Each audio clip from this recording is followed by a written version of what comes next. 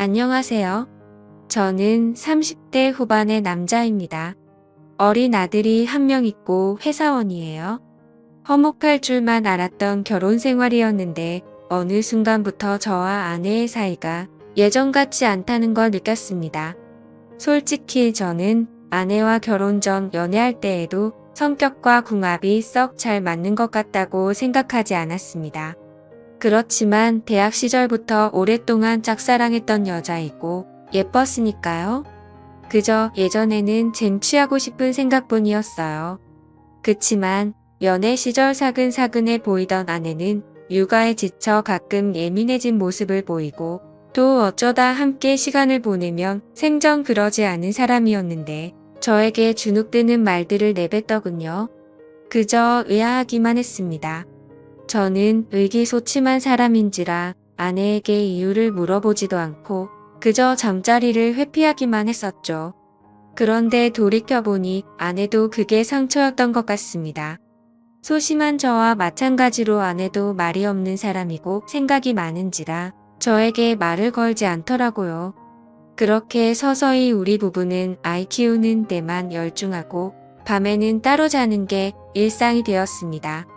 그때까지만 해도 설마 했습니다. 아내가 아가씨 때와는 다르게 표정력이라든지 발걸음이 커졌다고 생각했었지만 설마 아들밖에 모르는 아기 엄마가 한눈을 팔겠나 싶었습니다. 그런데 웬걸요. 저의 크나큰 오산이었습니다. 한두 달쯤 지났을 때였을 거예요. 제가 여느 때처럼 회사에서 업무 중이었는데 갑자기 배가 사살 아픈 거예요. 그런데 직장 동료 몇 명도 저와 같은 증상을 보였고 점점 심해진 복통으로 우리들은 병원에 갔습니다. 진찰을 받아보니 의사가 식중독이라고 하더라고요. 알고 보니 그날 밖에서 사 먹은 점심 식사에 문제가 있었고 그렇게 병원에서 간단히 치료를 하게 되었습니다.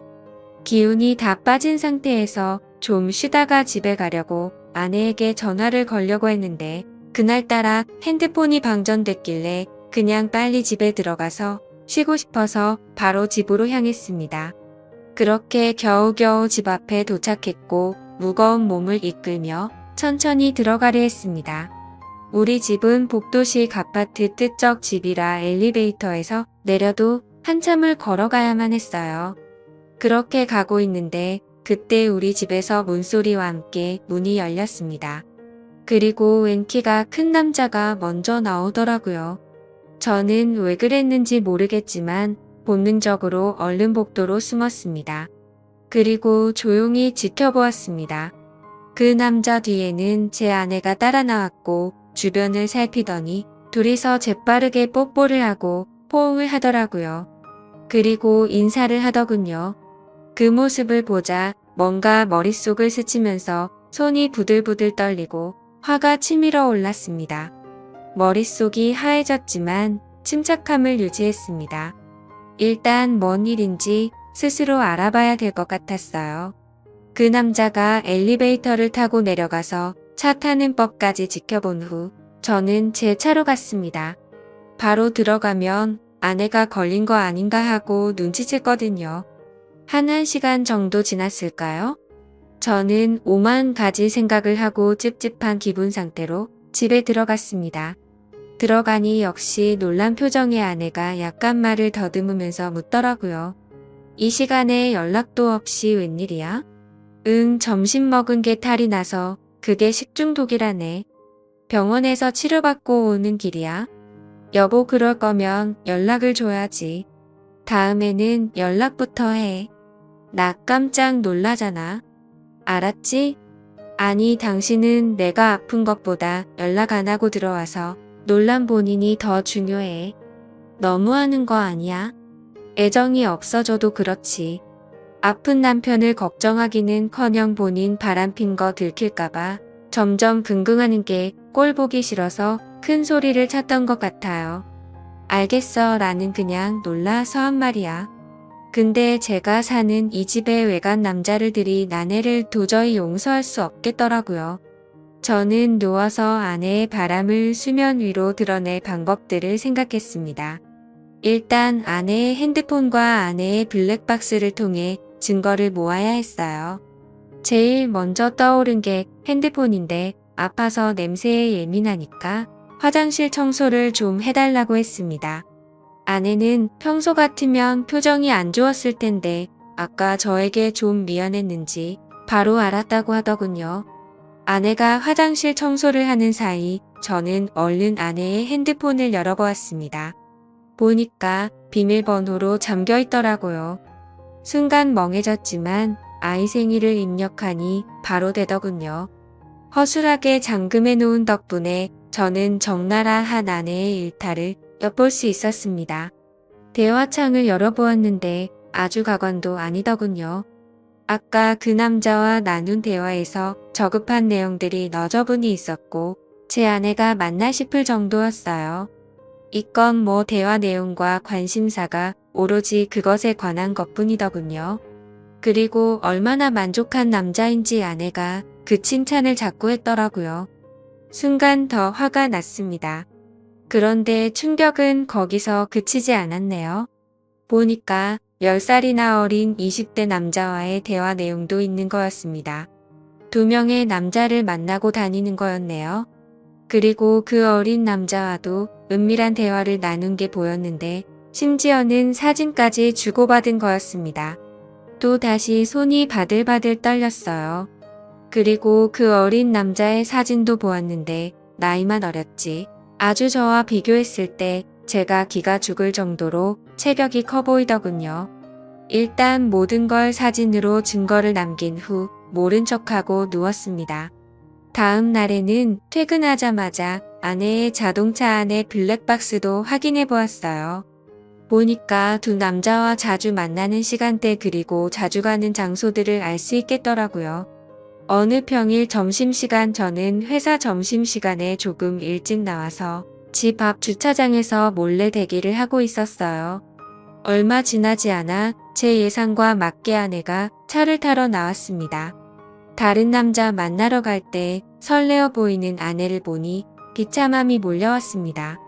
그렇게 몰래 뒤따라갔고 아내가 마침 한 오피스텔로 들어가더군요. 얼른 따라 들어갔고 아내가 엘리베이터에서 몇 층에 내리는지 몰래 지켜봤습니다. 6층이더군요. 조금 뒤 올라갔는데 호수가 많아서 어디로 들어갔는지 알 수가 없더라고요. 그런데 현관 밖으로부터 아내의 목소리가 들리는 곳이 있더군요. 어디라고 말하지 않아도 금세 알 수 있었네요. 신발 소리가 들리지 않게 조심조심 그곳 앞에 섰습니다. 문 앞에 갔을 땐 방금 전까지 하하호호 웃던 아내와 외간 남자의 목소리가 조용해지더니 잠시 뒤 아주 난리도 그런 난리가 아닌 듯한 더러운 소리가 들려왔어요. 아내한테서 한 번도 들을 수 없던 것인데 아내는 그렇게 행복했나 봅니다. 그런 아내의 모습을 보니 저는 더욱 아내를 놓아줘야겠다고 생각이 들더라고요. 그리고는 씁쓸한 마음으로 녹음을 했습니다. 그리고 저는 도저히 그곳에 있기가 힘들어서 자리를 박차고 나와버렸습니다. 조용히 차에 들어가서 녹음을 재생해보고 아내의 소리를 다시 듣는데 너무 비참해서 눈물이 나더라고요. 그렇게 집에 와서 조용히 증거물들을 정리해놓고 이혼 서류도 준비했습니다. 잠시 뒤 불륜을 저지른 아내가 들어오더니 또 일찍 집에 온 저를 보고 소스라치게 놀라더군요. 또 왜 이렇게 일찍 왔어? 저는 말 없이 자료들을 아내에게 보여줬습니다. 실컷 즐기고 살아. 아이는 내가 데리고 살 거야. 너는 지금 뭐에 홀린 사람 같아서 불안해. 아이 못 키우게 할 거야. 아내는 당황한 나머지 아무 말도 하지 못하더군요. 잠시 뒤 여보, 내가 잘못했어. 그냥 호기심에 한번 그런 거야. 한 번만 기회를 줘요. 우리 아이 없이 내가 어떻게 살아. 난 이미 마음 먹었고 정리될 때까지 당분간 떨어져 있자. 그렇게 저는 아내를 내쫓았습니다.